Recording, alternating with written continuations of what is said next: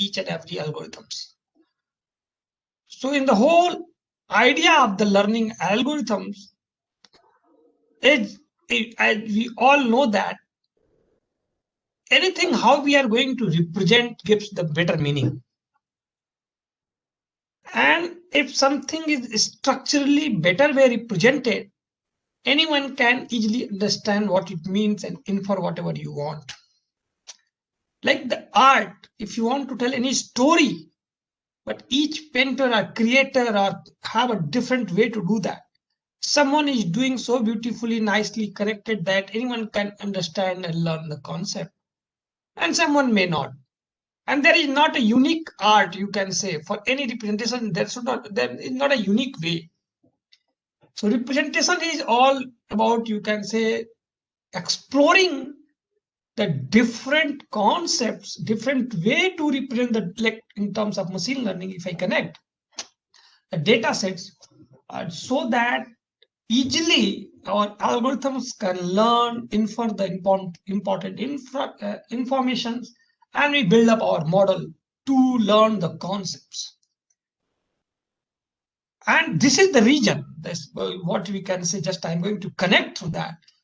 The representation learning is basically the region to discover this, what we are saying nowadays, deep learning.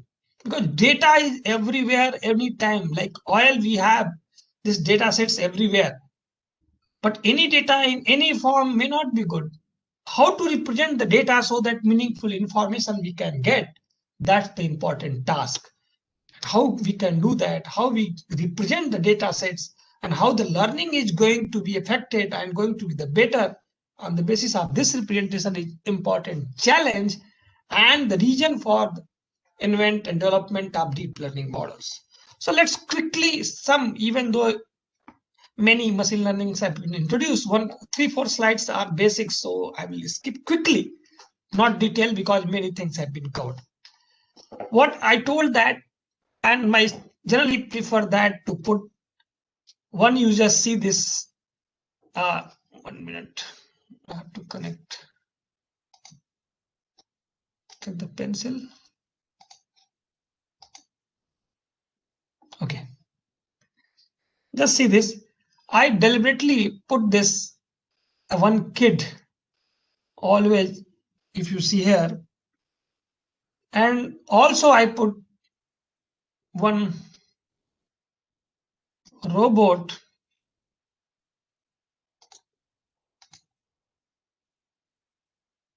Just 1 minute, my PPT off. Why?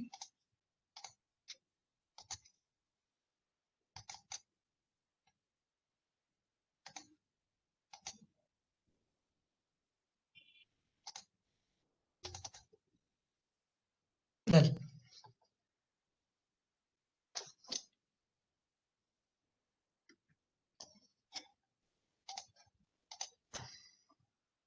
So sorry, due to some technical again. I put always this kid and robot together. And same thing, we all are trying to make robot to learn. Always with the difference. But at the same time, in the household, if you all are observing, those who are the parents, that how the kids are learning.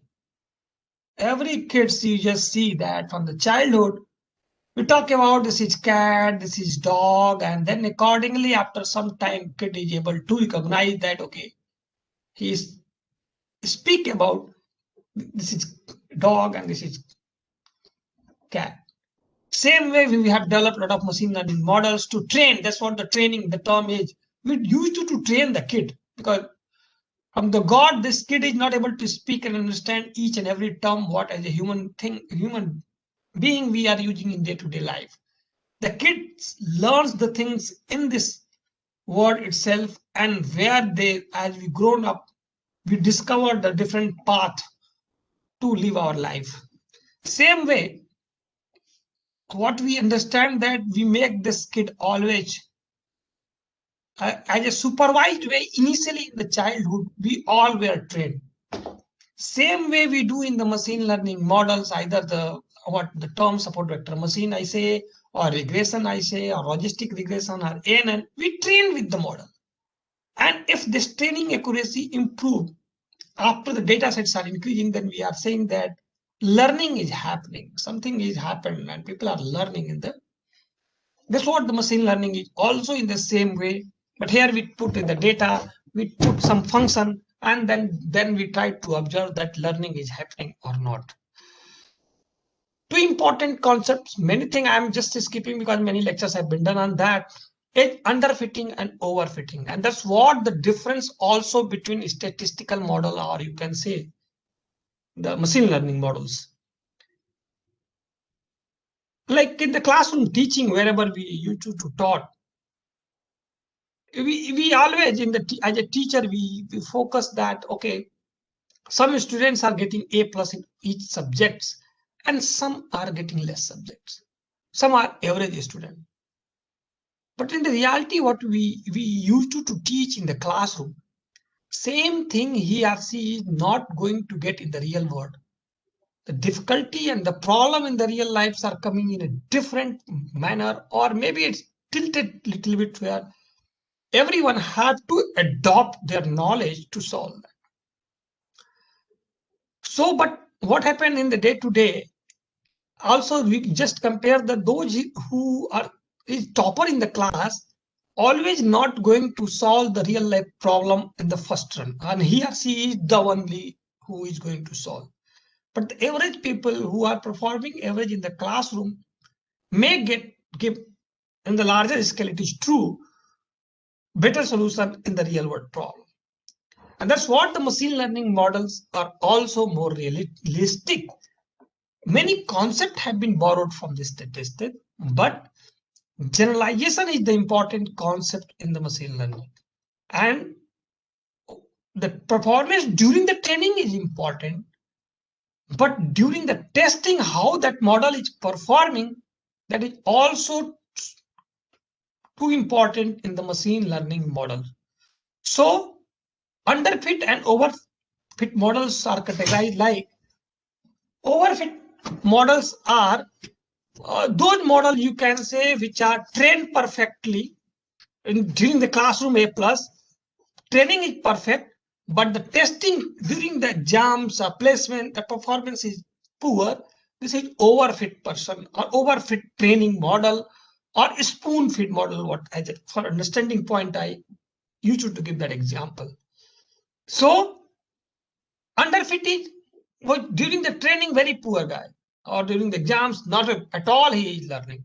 So what happened during the test? He may or may not. Reliability are very less. To make the balance, this what the whole generalization is in the machine learning, to make the balance between training and testing. And it happens through in the different models, either regularization, the concept already had been introduced. In the machine learning, we introduce many regularization terms already in the regression and other terms.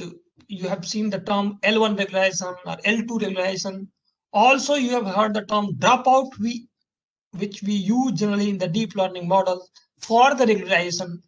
And regularizations are useful basically to help us to make the balance between underfit and overfit and get a better model or better generalized model which perform better during the training as well as testing. Okay. So in every machine learning models or deep learning models, what you have observed through the many lectures, there are three important parts. The first pillar, you can say how to represent. I'm going to on that quickly. How to represent the model is the important part. The first one. Then the model comes out. How to optimize. Already you have seen that models, either if you are going to use the least square model,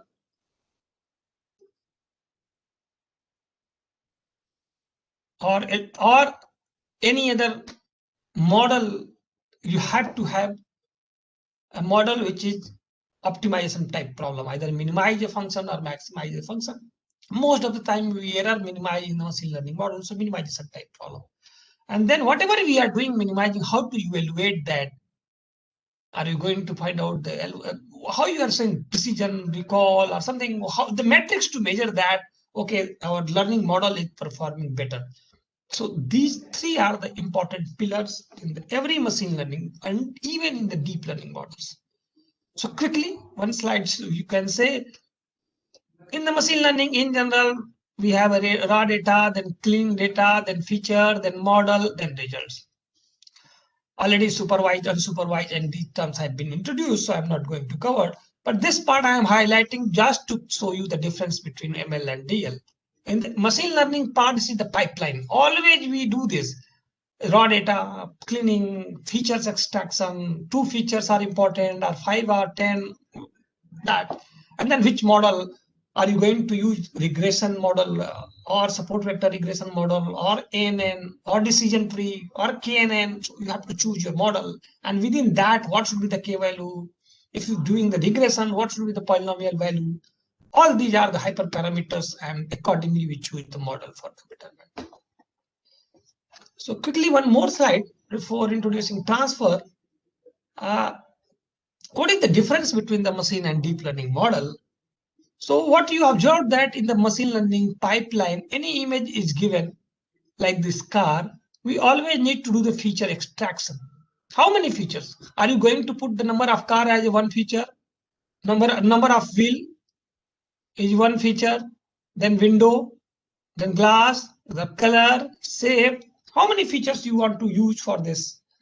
We need a feature extractor which will do this task for us.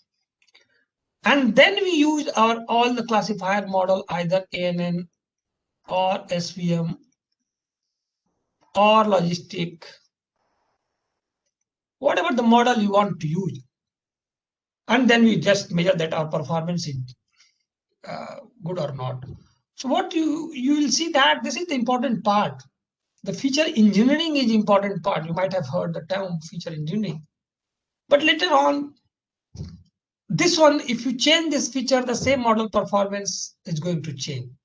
So heavily people observe that this classifier and many issues are depending on this feature engineering. And a lot of stuffs in the literature before 10 years, up to 2005 and 10, you will see that on the feature engineering. Later on, what machine and the development people said that can we do this task within the model itself rather than by some human being or by some separate algorithms? Can we do the same thing, all these part in the same, can we do in the model itself? And that's how the deep learning has come out. Deep learning is also a one kind of representation.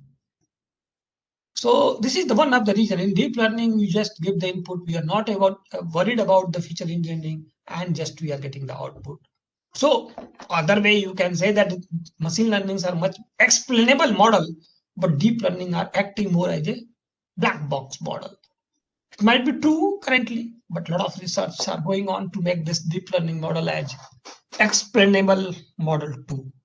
So what I want to highlight that this important part has been captured itself in the deep learning model. And so this more thrust now is how to represent. If you want to do this feature engineering itself in the network, what should be the depth? There should be 2 hidden layer, or 10 hidden layer, or 20 hidden layer, each have 5 nodes. All these are different kind of representation. And that's why the more people are talking about, if you have a research and you have seen that in a different world, people are coming with a different architecture of the network and saying that this is my contribution on this particular work. And that architecture means what I can say is another kind of representation with a different number of nodes and depth. So deep learning, last 5 to 10 years, you have seen that huge applications. So I will talk about the representation learning, and that's why this deep learning is more, we are talking about in the representation more, is that due to this structure. And those who are aware that might have seen that different, even the CNN, different kind of structure, ImageNet and Google, and everyone is coming. Someone is coming with the 10 hidden layer, then other one is with 20, 30 due to huge computing power. The different representation or strong and bigger representation have been developed. to capture each and small features of the particular problem. So representation, you might have seen that in the different many papers, and this deep learning is, you can say, is the one way of doing this representation, means changing the architecture is the philosophy. What is important in the network and designing this, I would like to highlight that what makes representation good. But then anyone can come up and say that I will put 10, 20, 100. You can. And then will it worth to always increase only the depth and known for a particular problem? And that's what the experience and simulation, if you do, then feel that. Two, three important part in the designing of any architecture is there should be some smoothness. Means whatever the domain you want to represent, any function and architecture, if you are using that image, the domain and co-domain also should be some similarity. If two different images of cat, if you are representing, and they have slightly difference within the image, after the representation, that closeness should be there. That's what the smooth. Multiple explanatory factor, hierarchical, and sparsity is also important part. So what good representations are expressive. Representation can capture a huge number of possible input configuration. So the whole idea is that if each event, suppose face recognition problem, if you want to solve, and if we are able to represent each face in this word in the unique way, then one representation has been done. But because each individual is different, so each face image is different.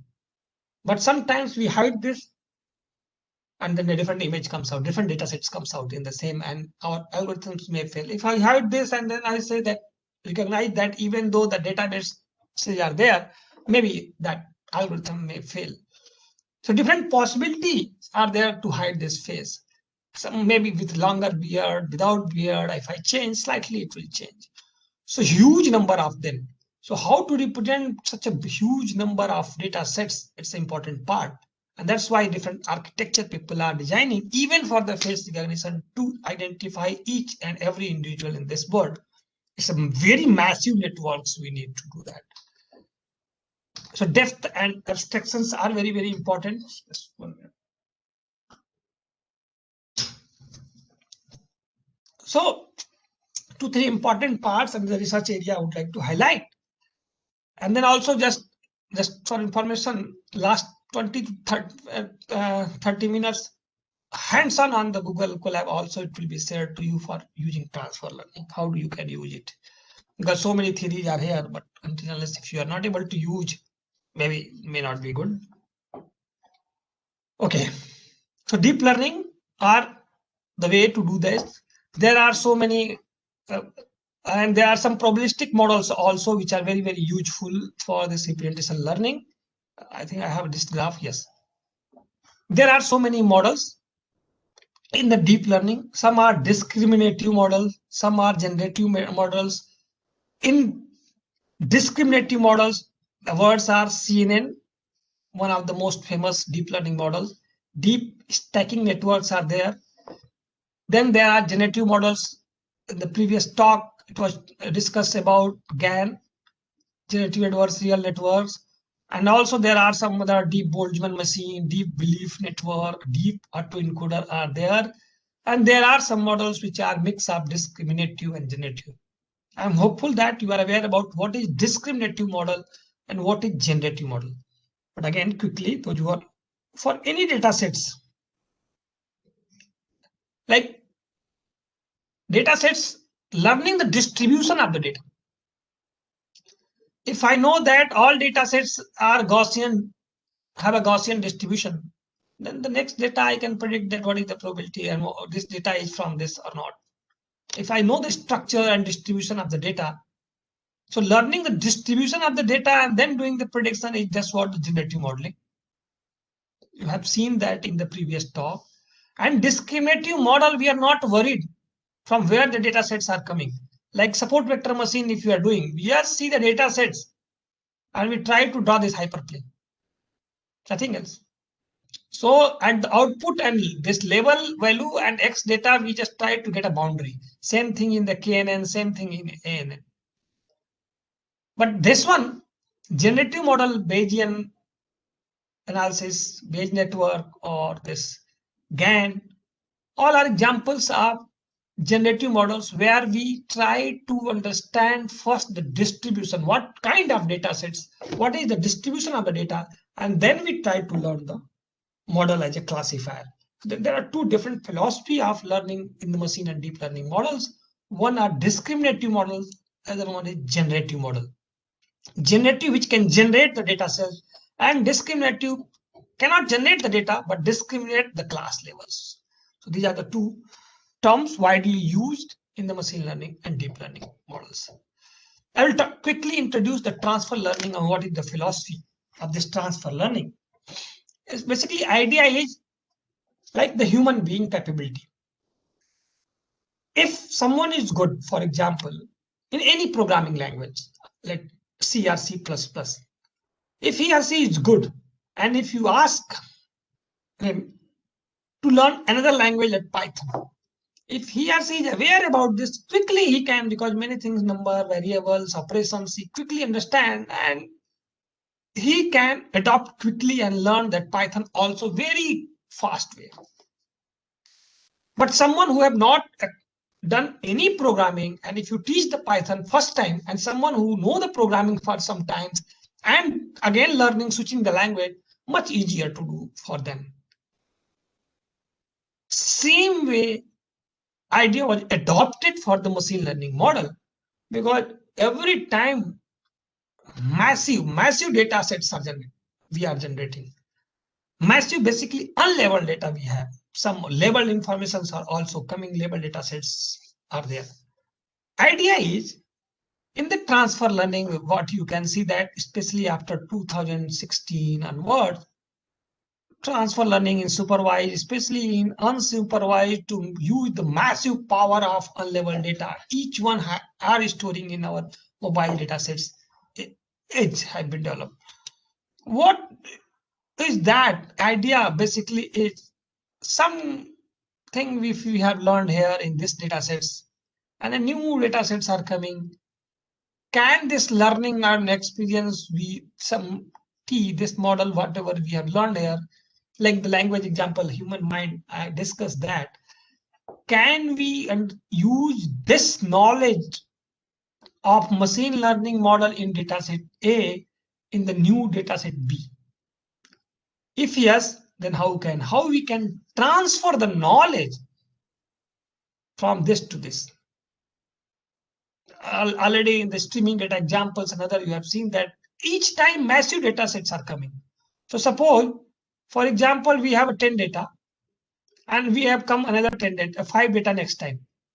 So either one approach is first run with 10 data, then you run with 15 data, again you run from the sketch, again 5 more data comes out, then you run with the 20 data.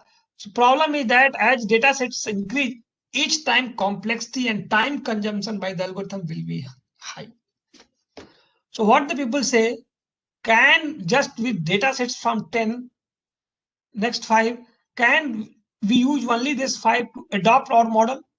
Instead of running on the whole 15 data sets, how we can adopt for this 5, for next 5, for next 5. Just what the philosophy of transfer learning, how we can share the knowledge which we have achieved in one domain to another domain. That's what the problem, like domain adoptions or so many nomenclature you may get in the literature. The whole idea is how to make our model to be adaptable from one domain to another domain, where sometimes data is same but task is different, or task is same, data is different. So how we can transfer, how we can use them, that's what the challenge. And you can see, just on 3-4 problems I'm going to show you, huge application of that.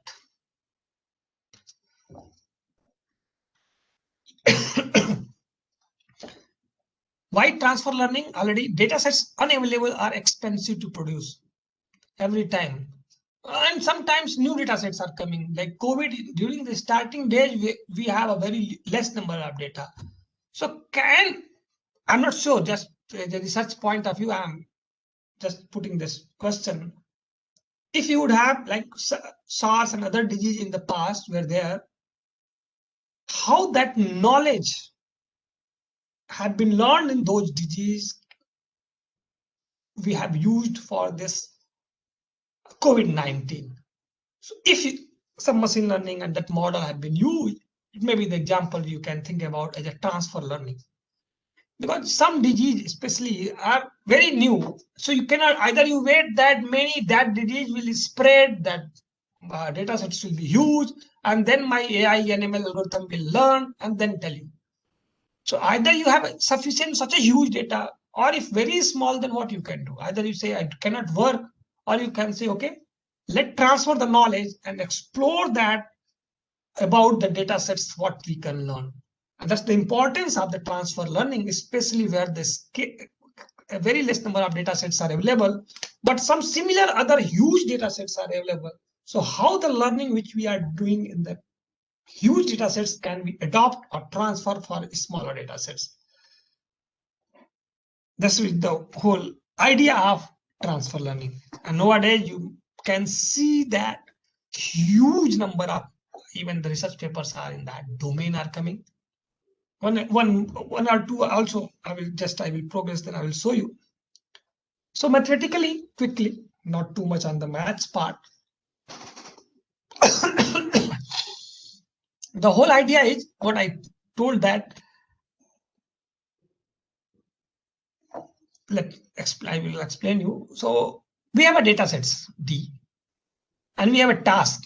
Already you know that task means level, and this is the function. What I am saying, the task means if there is X, there is a level T. This learning this FX is always a machine learning task. This FX may be regression, or it may be SVM, or it may be anything, ANN. So what we are doing, that we are learning this function always through machine learning model, or even in the DL model. This just simple representation data sets, and this PX means distribution of the data sets. P is the task of source. So what the transfer learning is, given a source domain S, and this is the target domain T. Okay, this is the DS data sets for that, and this is the DT. And for this example, DS data sets is not equal. Two different data sets. This is what has been written. DS with corresponding source task TS and a target domain DT with a target task T tau. Here we want to learn a task T tau. Transfer learning is the process of improving the target prediction function. Here also we have a data. So this target prediction function, something you are learning here, some task like TS you have learned, that task, it may be a function you have learned here. Now I want to use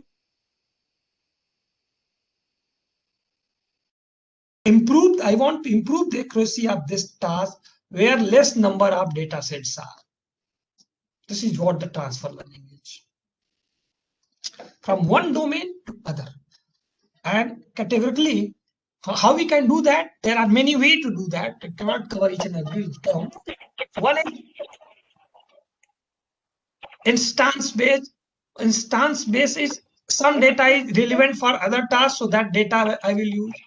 Feature based, some feature is important, then that feature I will transfer. Parameter based, every machine learning models or deep learning models have some parameters. So can we transfer that parameter to the one task to other task? This is another kind of transfer learning. Can we establish the relation between that new task to the older task? That also we can use. So there are many ways to doing this transfer learning. There is not a unique way. And in the literature, what you can say, there are many kind of models are available. Quickly for understanding point of view, if the source domain is labeled or unlabeled, both any kind, but target domain is labeled. Available means labeled target domain. Such kind of learning is known as inductive learning. You may go and see the more in the literature, where source domain may be labeled or unlabeled, but target domain is labeled. Then this is inductive.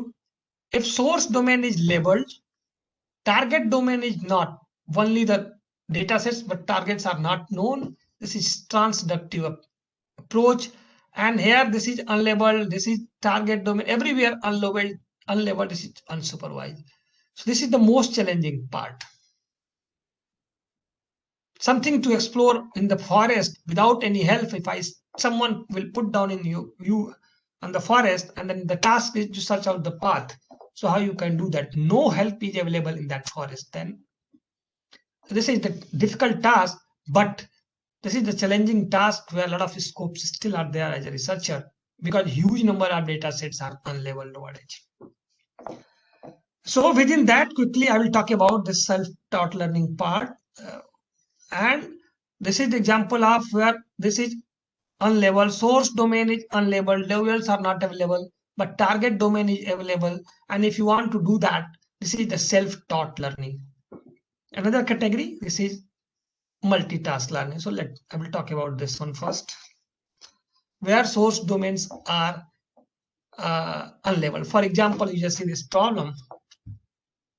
We have the huge number of big images, huge number of natural scenes where there's river, mountain, horse, beautiful sunset, people are in the park, the old house, high-rise building.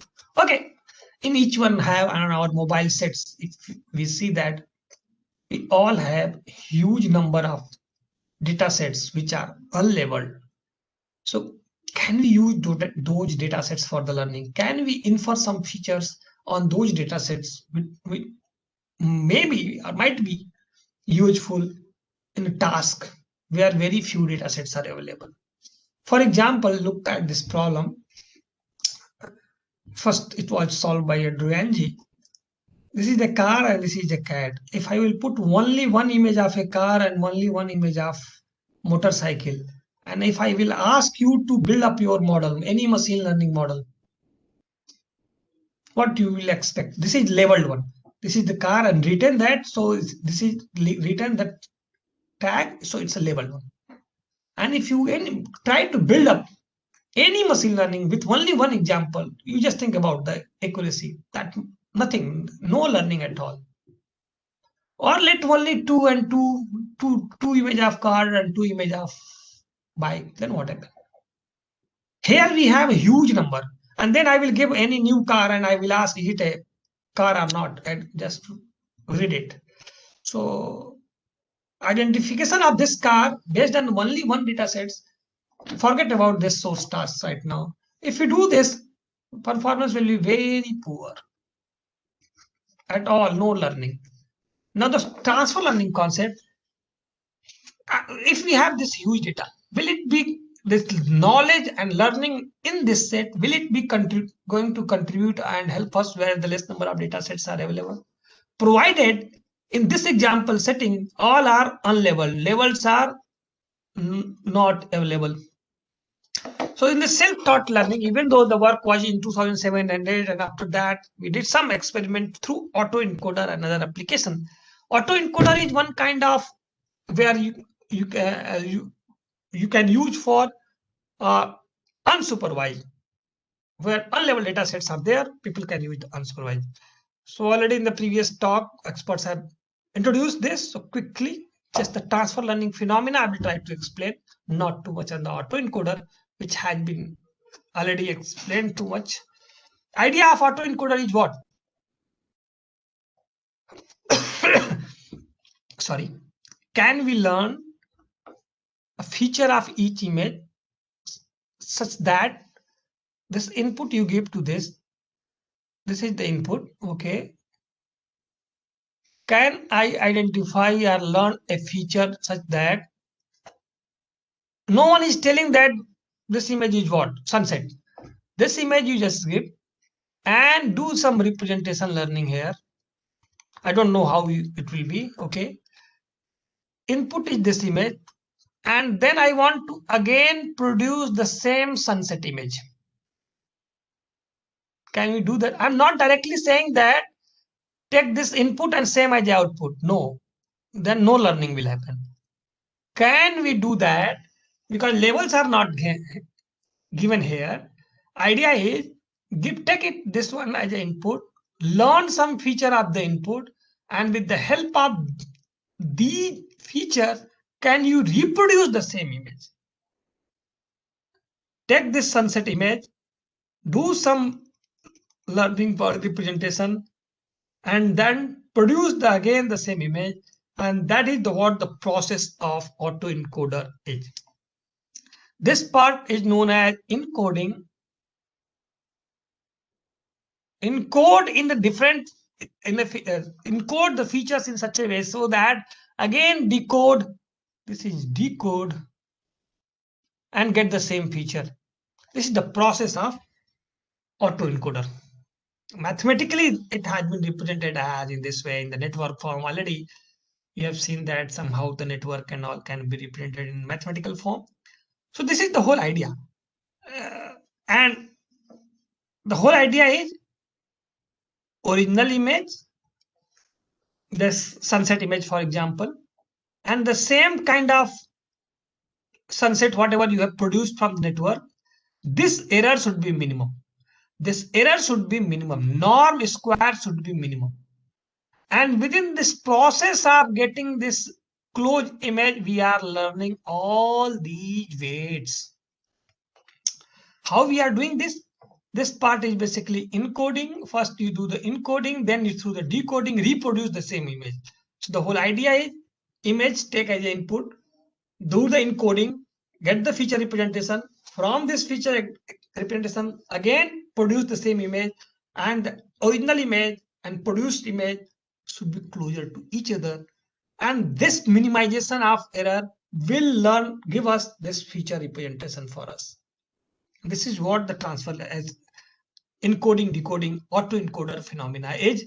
In the network form, this hidden layer, it may be one here has been shown here for the understanding point of view, but it may be multiple depth you can introduce here. No issue. Many depth you can introduce. So encode in such a way so that again you can reproduce, and this X and X cap should be closer to each other. That's what the philosophy of autoencoder, and within this process, learn this H. What is the advantage? Learn this autoencoder from the whole, let you have 1,000 unlabeled data. So you will get the representation for each one better well. Once autoencoder has been run, the idea is in the source domain, do this encoding and decoding and learn this hidden layer value parameters. What is the advantage of this? Idea is once we learn this feature representation and we are sure that these features are able to reproduce again the natural images, that natural images may consist of some car and bike also. So if this is our setup where we have learned the representation, then what we do, we cut down this part. In one demo, one of my scholar is going to show you. Then you cut down this part, remove it, and use this part, encoding part, as your representation part for the target domain. That's what the self-taught learning way is, that do that autoencoder training, then cut down this decoding part and use this part as a representation learning part for the target domain where lesser number of data sets were available. We did this experiment once the transfer learning, so this part, and then cut it down, decoding part, and that representation again play with SVM. What we observed that even with less number of data sets, just see 5 number of data sets, you just see that baseline model accuracy is this one 60, and if you do the transfer learning accuracy, no, sorry, around 60, and with the transfer learning, even the 5 data sets accuracy was improved 85 or something. So transfer learning is contributing, not always. Also, there are some catch also. Sometimes it may be a negative impact or it may not contribute at all.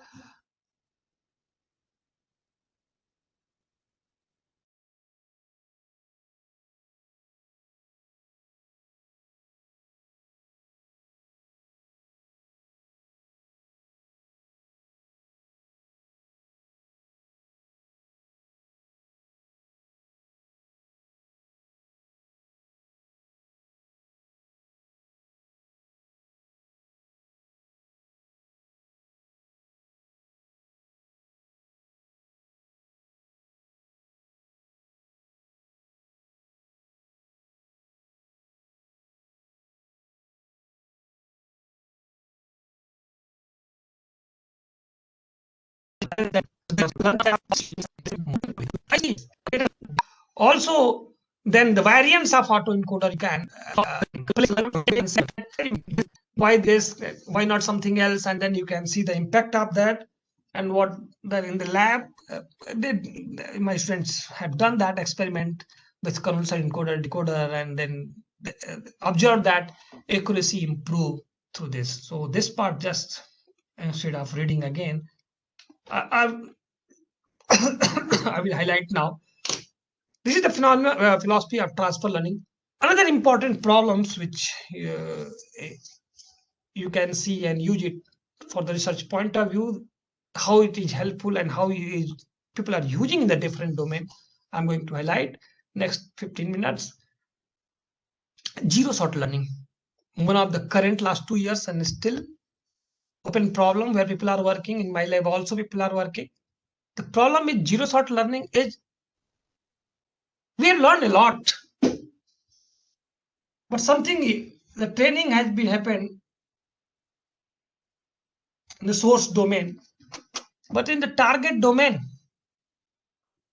no training data sets are available, and only thing is that you just observe what is this, only image is coming, no training data sets are available. So how we can, or in few sort learning means in the training data sets, few means it may be one sort learning, or two sort learning means in the training data sets only two instances of this dog or this kind of cats are available. Zero sorts means nothing is available, only description in the text forms are available. Means the image is not available, any single image for the learning, only some description is there available, that it is a dog, tongue outside, moving on the ground. Such kind of descriptions are available, but it is not available as an image for the learning. This is the zero sort learning, and the most challenging problem in that setting of a zero sort. The few sort and zero sort. Few sort, at least some sort, some data sets are available. One data sets, one sort, two data sets, two sorts problem. So still works are going on in that domain where you can think, okay, I have a model, even not trained, new data sets, will check something new is coming, able to recognize the similarity and tell us, okay, it is maybe like this or that. It's still last 1 or 2, 3 years, a lot of works have been done, but still it's many challenges in this, how to generalize such model you can think about to work. Because I focus that this problem transfer learning and some applications where you can think about to work. Also, where you can think about is in that already GAN part has been shown to you, and another application using transfer learning is that image captioning, how we can use this transfer learning. Another advantage is what I will tell you. ImageNet, if you are aware that Google, Facebook, Microsoft, all are working with the deep learning models. And in their models have billion of parameters. If you use the same structure architecture in your desktop, you may not be able to compute and optimize. Such a huge number of structure they have learned, which our single system or even bigger system may not be. Compete with them and learn that.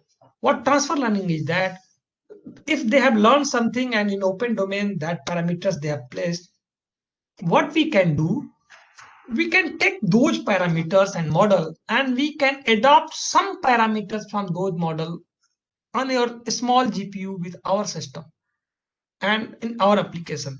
This is the one of the huge advantage of transfer learning, and applicability of transfer learning is use their model, but only 1 or 2 layer freeze or unfreeze and play with your data sets quickly. You can do that. That training you can do. You cannot train their 100 layer network, but you can take the all parameters of 100 layer, and last 1 or 2 layer can you learn from your data sets. So such kind of transfer learning is helpful or getting popular, you can say, utility in the academic world and even in the practical world, where people are, instead of training from the scratch everything, okay, let one layer train and do it. So many image generation from scene graph, you can think that this is one of the problem where you may look at how you can solve through the transfer learning. This mathematical recognition and transfer learning part Also, one of my student is working on this, means how to make mathematical expression recognition for each individual have a different writing. So how the model can train and adopt for a different data sets, that you may think out as a problem and look at how it can be possible as a transfer learning. Another example, suddenly we have communicated that paper also in NLP domain. This is also the BERT, if you are familiar about, one of the important last, you can say 2 years, one of the most important development in the natural language processing domain. It's a huge, like you can say, model. And in that model, they have used 16, I think, if I'm not wrong, 16 number of layers for the training and testing of such a huge corpus of natural language data. And data sets on the language data, it was developed and tuned up. But what is that we use that data sets for our text summarization and model. An experiment was only 2 layer or 3, if there are 11 layer, you can freeze all the layer, and only last layer you can play and change with your own data sets. And then easily that can be trainable in a small GPU, and easily you can work. But training 11 layers, all the network, all the parameters, it may needs a huge number of parameters. So that transfer learning also you can use using existing trained model, only defreeze 1 or 2 layers and play with that, and you can see the impact on the results. So this works. We have communicated and worked that, and we observed that how 2-3 layers, if we are freezing and defreezing, how that impact are happening in the results and how the things are improving. A lot of works have been already in the literature. Just we did in this work just the BERT application and text summarization and study for which layer should be freeze and which layer should be adaptive or learned through the particular data sets. Another learning problem, last 1 or 2 years, latest research, which I would like to highlight, where you may think is that meta learning, the same transfer learning domain problem. Another way to look at the transfer learning is this is called learning to learn. And the first day one, I am saying that learning to learn, this is the problem where we are thinking to learning to learn means the idea is small tasks. Let one model learn go with the 10 data sets, small 10 data sets. And look at that each 10 data sets, how the parameters of the model is going to change.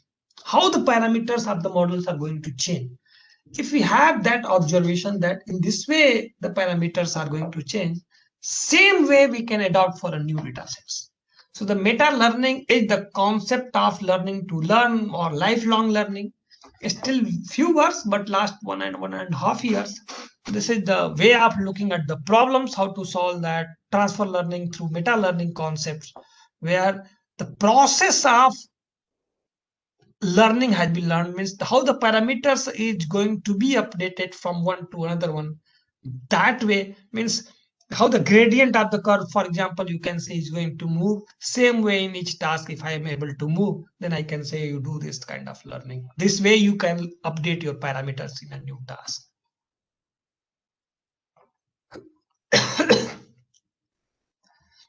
Okay, so there are many things in that.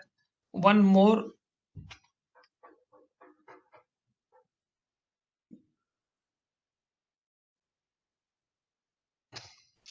and one thing is that also, just before going to add something and going for the hands-on, transfer learning uses past experience on source task to improve the learning on target task. Meta learning learns how to learn source task so that model performs well in the target task. That's what I said, that how the parameters is going to be updated in the source domain. If we would learn that, same way we may adopt in the target domain. Meta learning, source and target tasks need to come from the same distribution. That's one you can say the constraint we are putting here. No such constant under transfer learning. Even the different distributions are there in the transfer, it may be. So what you can say, meta learning is one kind of subset kind of in the transfer learning. It is not going to be applied in all kind of transfer learning tasks. Okay. So some task we did through this, but one before better to not show all these problems only. I will show one more problems where you may think about the research and challenges, and then after we will start the hands-on session one, just because if you do one hands-on session on transfer learning, it will help you to further whatever I am discussing. You can simulate those things. So instead of again showing the only the results, one other important challenge and research domain which my lab we are working, and we think that you can look at this problem edge kind of federal learning concept, the next level, or edge computing and all what nowadays buzzword is. uh, I'm not talking about the edge computing. We are not. I'm talking about the federal learning as a machine learning approach. The whole idea edge, because security is also coming big way in the play. And suppose one data set in my data, one data set is available in my phone, some data is available in your phone.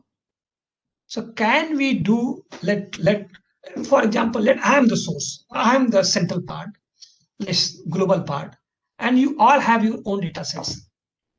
So what I want, either you all give your data set to me, then I can misuse it.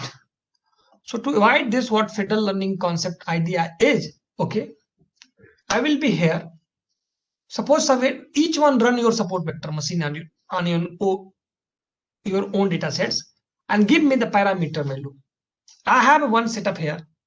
On the basis of your parameter sharing, I will update this model. So if there are 200 people and attending this workshop, and each one is giving me, and accordingly I'm updating my parameters, and again I'm sharing the parameters only to each individual. They will update their own parameter and learning there at the place, and again they will share the parameters only to me.